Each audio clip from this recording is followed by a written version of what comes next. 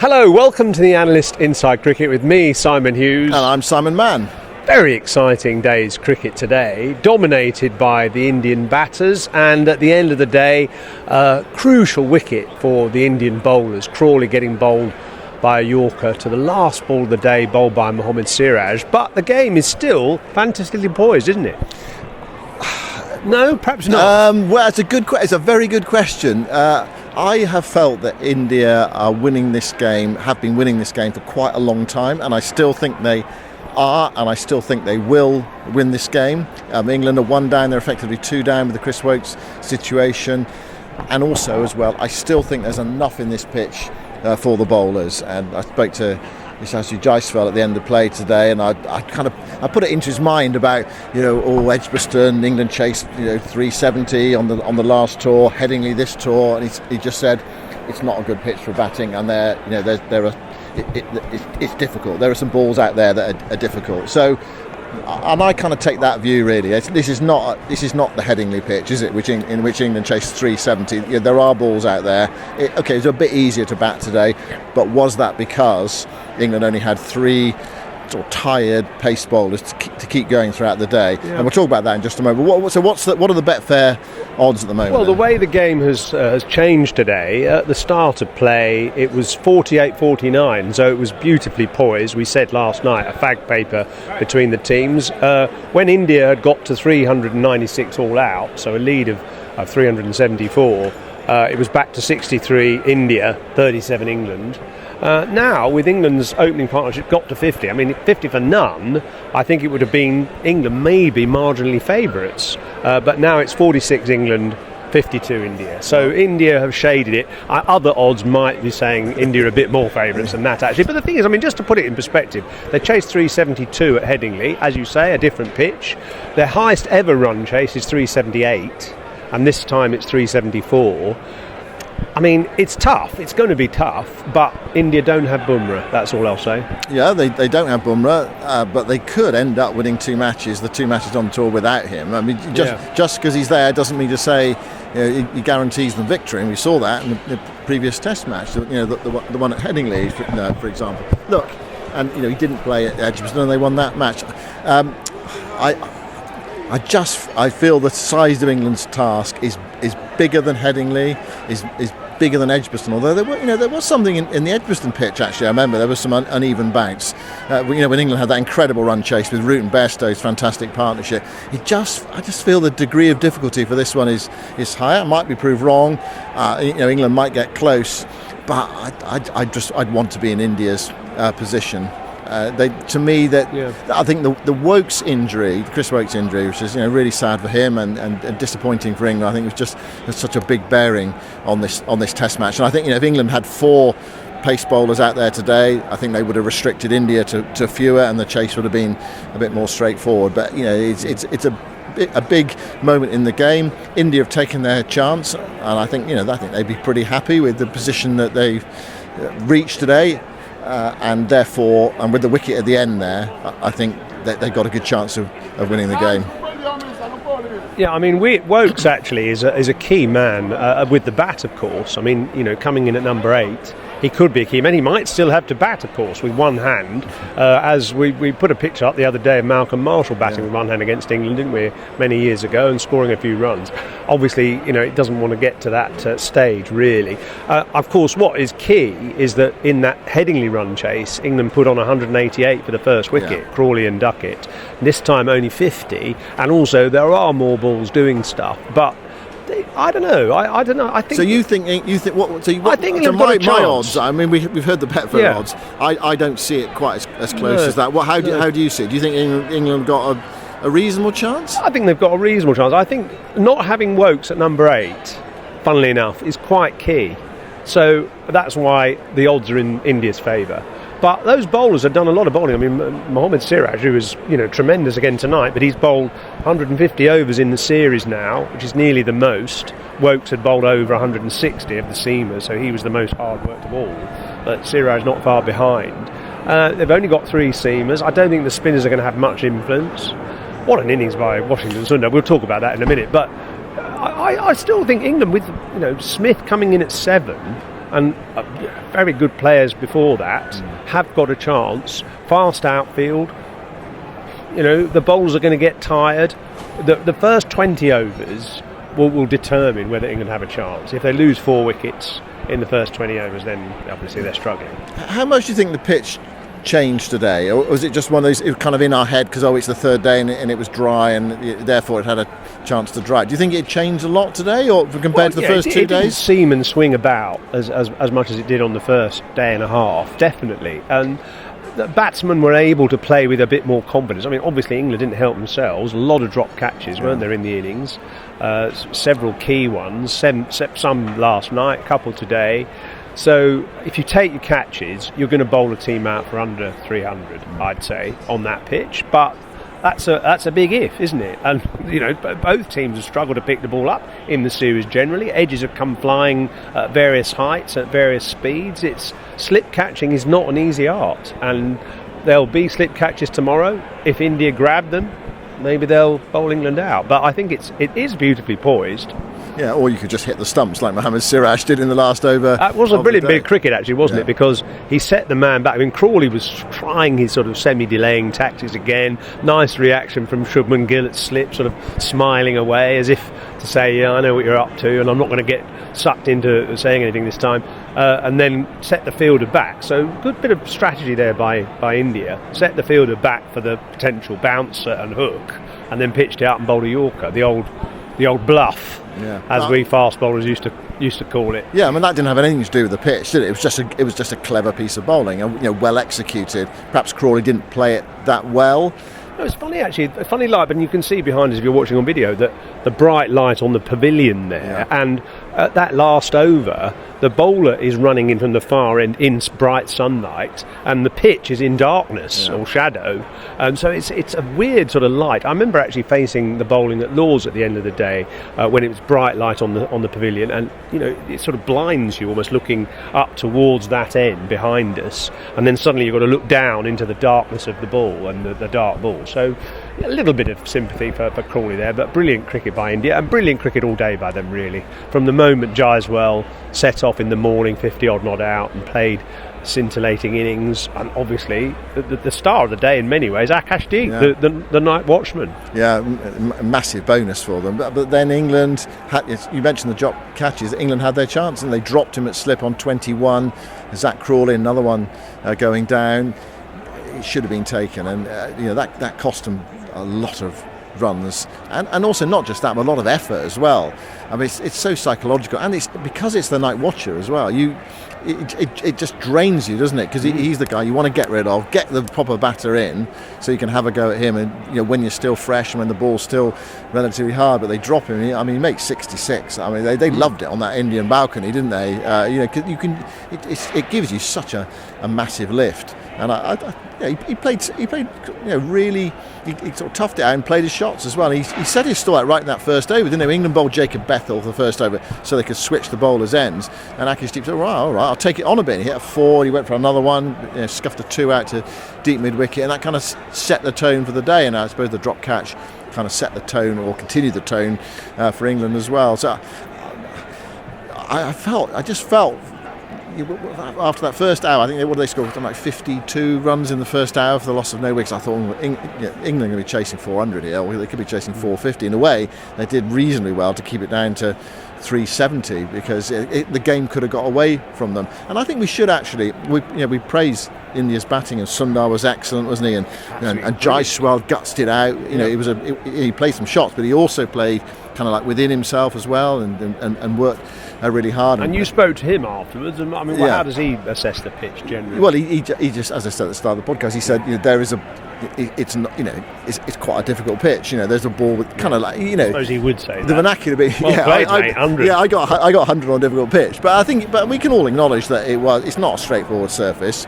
And it kind of feels worth a bit more than 100 at Headingley, although that had some bounce in it. And if you're unused to that coming to England, then it is a challenge right at the start of the series. He did say batting in England is just a challenge, although I think the pitches in this series have been kind of a little bit more subcontinental than certainly we are normally used to. But he said there's enough in this pitch, I think.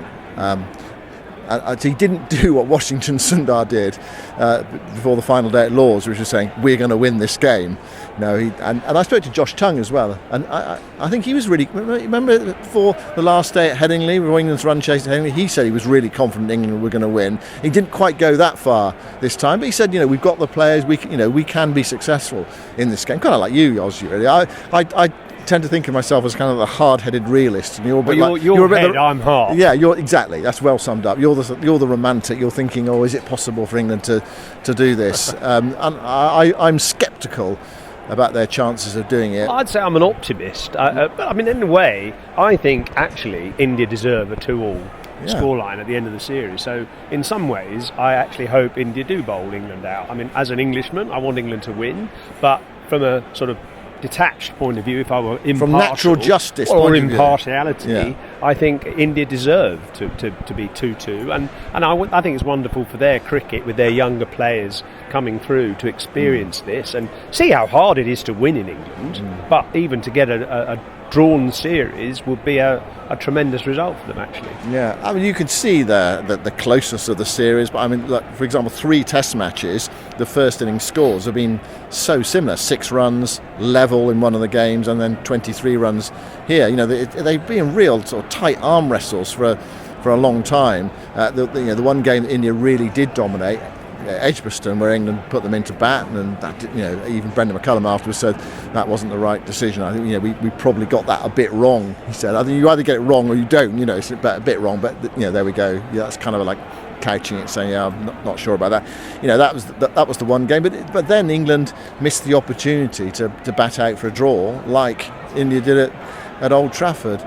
It's been a compelling series. I mean, it could well end tomorrow, if the weather plays ball. I think that the weather forecast has improved a bit. There was a suggestion of quite concerted rain in the afternoon. Could end tomorrow. I think everyone will just kind of, what they do, just fall in a heap and sleep for a week. It is a bit like that, isn't it? And I remember that at the end of a county season when you played, 28 days out of 31 in August, and then half of September, you just collapsed. You kept going on adrenaline and on fumes almost, and then just sort of collapsed at the end of the season. You couldn't even walk across the road. So I'm sure it'll be like that for all of them, really. And not least, look, Josh Tongue's only played 3 matches, but he bowled 46 overs, bowled 30 overs in the second innings.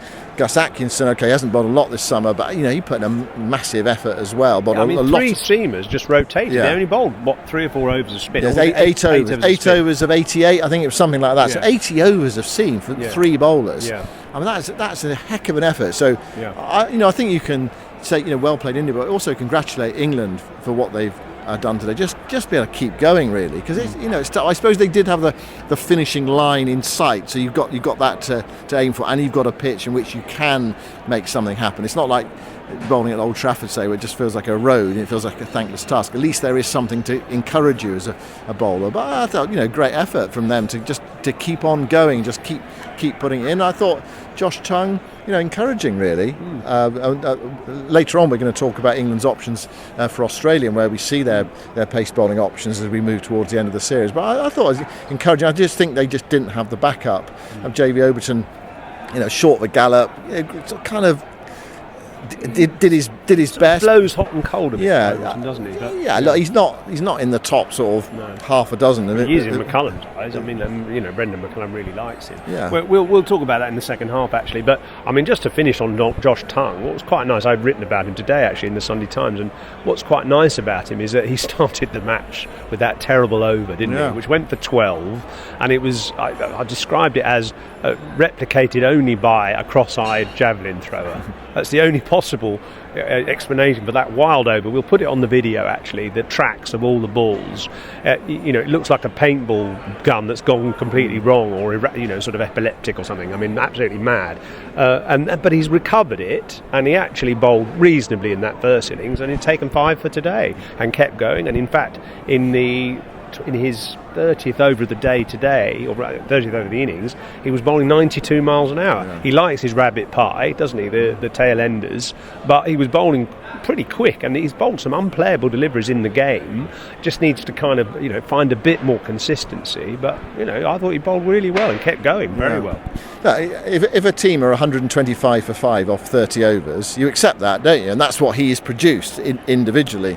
So that is a decent effort in a 3-man attack. Look, you might say in the first innings England didn't bowl well enough, and I think probably when they look back, they'll look back at 2 things. If they do lose the game, 2 things: the drop catches in the second innings, and the fact they didn't quite make the most of those first day conditions. Because I think we all felt, I think most people feel, that it was kind of like a 160 all-out sort of surface, and they, other teams, other bowlers might have bowled team out for even cheaper than that. So that's perhaps where the 2 key areas. But when you get to today, where the game is tough, and they had that tough first hour, I think.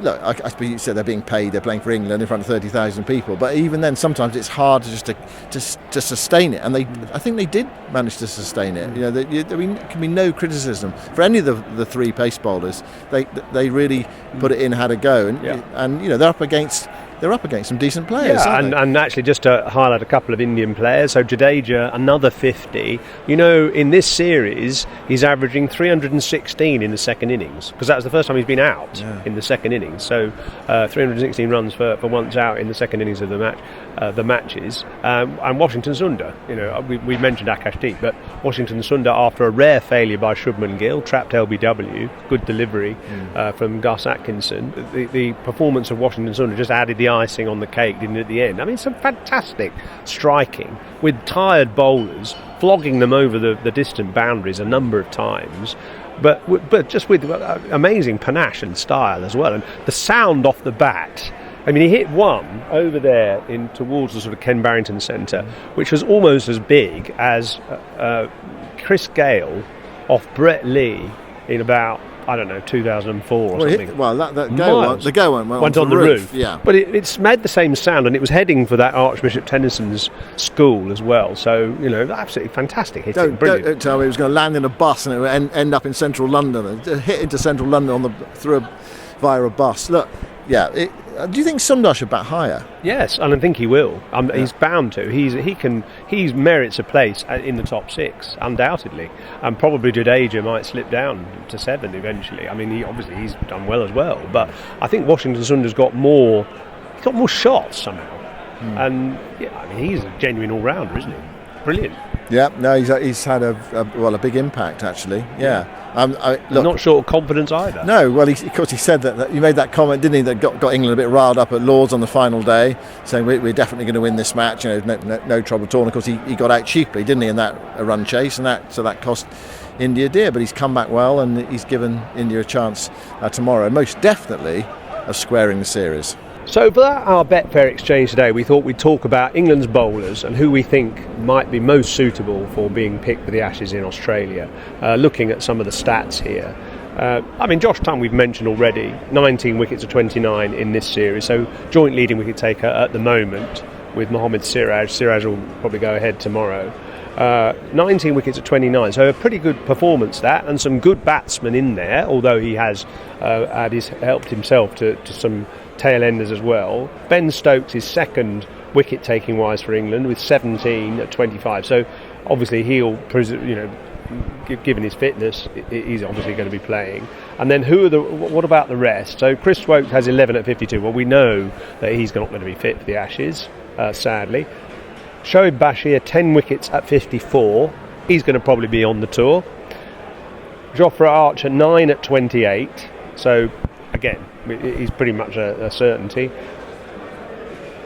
Bryden Cast, 9 at 60. That'd be a slight concern to me. He has bowled on some flat pitches, but not great. And of course, Gus Atkinson, who's sort of timed his return perfectly because he's come here to the Oval for the first game of the series on a lovely pitch to bowl on. 8 wickets at 20 in this game, keeping his sort of consistency going, and he's 63 wickets at 21 in his Test career overall. So that's consistent with his general performances, 8 at 20 in this match. I guess an attack of Atkinson, Archer, Carse and Stokes would be England's first choice, with a hope that Mark Wood might be fit to alternate with Jofra Archer, though he was, I gather, going to be playing for Durham, and then he didn't. So maybe there's some issues going on there with his knee injury. Yeah, look, that's a potential problem for England. I mean, they'd love to get him back playing again, and there's a bit of the season to go, and we're only early August, aren't we? And there's still 2 months of the season to go, and then there's a one-day series in New Zealand. So there's some cricket that he could play if he can get back fit, and England would love to have him available for some of the Ashes series. I think it's unrealistic to think that he's going to play, lots in the Ashes.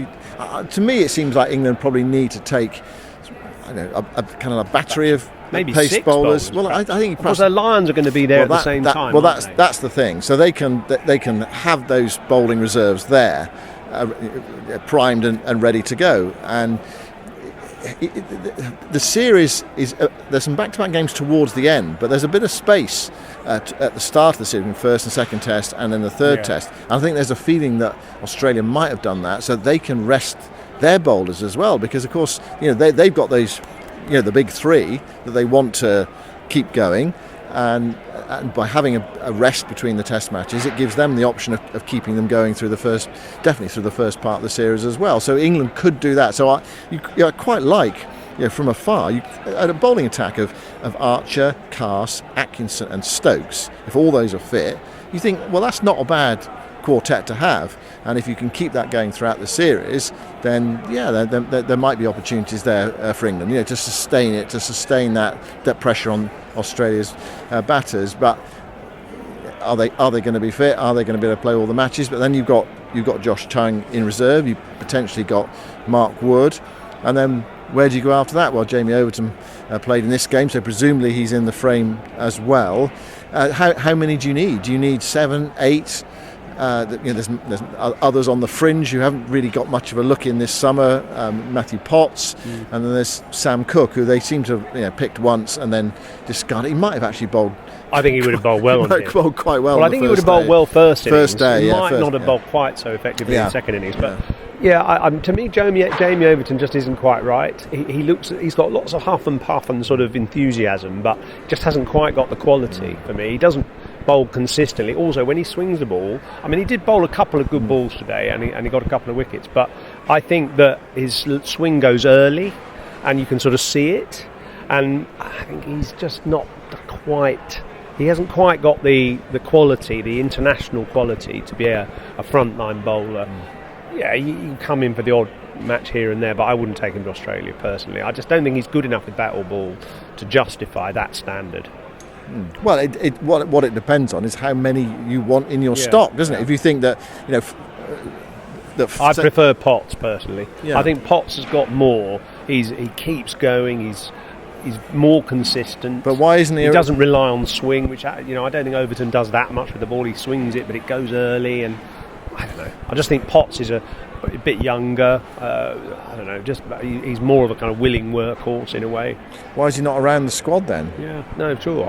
That's a good question. Yeah, and the thing, just to be fair to Jamie Overton, he hasn't had that much cricket. He has had injuries, hasn't he? And they've got him back in the one-day side. He played in the Champions Trophy, but he hasn't had a great deal of cricket, and he was out for naught as well. That can happen as well if you haven't got into a rhythm with the bat. So we're probably not seeing the primed best version of Jamie Overton, but they got to him because of the fact that so much toll was taken of the other bowlers. They felt they had to rest Carse and they had to rest Archer, and then Stokes was injured. So suddenly, they've got this kind of like bowling crisis, really. So this attack that we're seeing here is not going to be, well, in an ideal world for England, it's not going to be their Ashes attack, is it? It's sort of their semi-reserve attack, isn't it? Or their sort of A/B attack.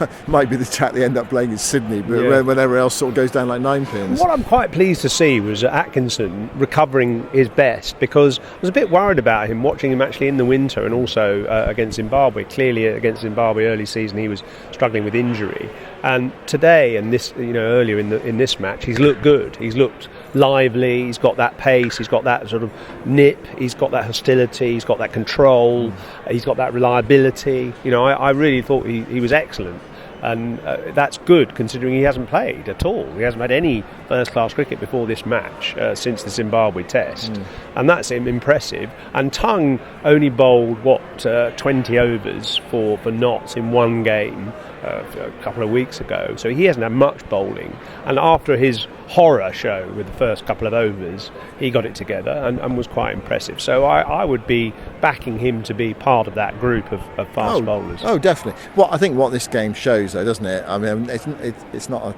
a huge revelation is how important Ben Stokes is to this England side. I mean, for the balance, the fact that he's not playing here means they played Jacob Bethel. You might say that might be the wrong call.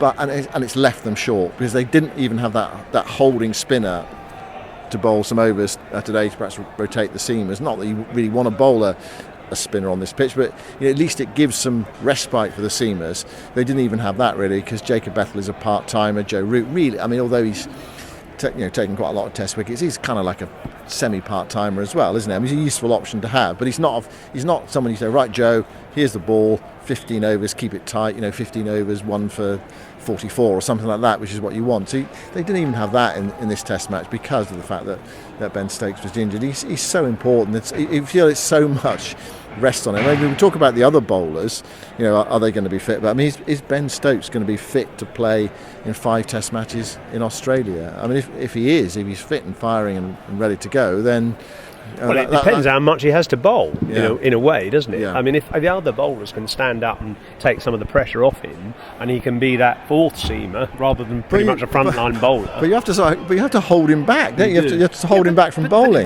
But you would hold him back from bowling if the others were posing more threat, but they weren't. If they can come up with something that add another 10%, if Archer or Cast can just get a few more wickets, then Stokes hasn't got to do so much bowling. Well, I suppose what that comes down to is the pitches they're going to play on, doesn't it? Australia. Can you believe we're talking about the Ashes? No, well, it's still in the middle, near the end of this series. Well, no, but we are right at the end of the last Test match before the Ashes, aren't we? And England have had a bowling day today, a difficult bowling day, but they've tried massively hard, and they had a really difficult bowling day, 2 days at Old Trafford. So. That's kind of why we're talking about it, isn't it? I mean, the Ashes will soon be with us, but it is relevant because we're basically at the end of the Test match summer, so which is fine. We can now look ahead, even though there is other international cricket of white ball nature to play. But let's look ahead just briefly till tomorrow then. So, as I said, the Betfair odds saying that India marginal favourites, 52 to England's 46. You don't agree with that, but I hope England win, of course, because it will back up my prediction of 3-1. I hope that England do win because it means your 2-2 was wrong. Oh, thank you very much, Jules. Yeah, well, I can't possibly have you winning a bet. Well, it was just a sort of a friendly thing, wasn't it? It was That's during not our friendly at it was all. during our live podcast down in Bristol, wasn't it? We were asked for our Ashes, not Ashes, our Anderson Tendulkar Trophy prediction. I just thought that India, they've got so much talent in their ranks. I mean, tremendous competition to get into that Indian. I thought they'd get found out by seaming pitches, and there haven't been any until now. Until now, they're probably going to win this one. Exactly, and they might well win this game. And you could argue the reason for that, or one of the big factors, was the Stokes injury. So, well, there we go. Well, it sounds like we need to go now. Everybody's waving, everybody's shouting. It's time for us to go. We'll be back tomorrow. We're actually finishing before it's dark, thank goodness. So thank you very much for listening. Listen again tomorrow for the conclusion of this fantastic series. We'll be back with you on Sunday evening. Yeah, thanks for listening. Goodbye for now.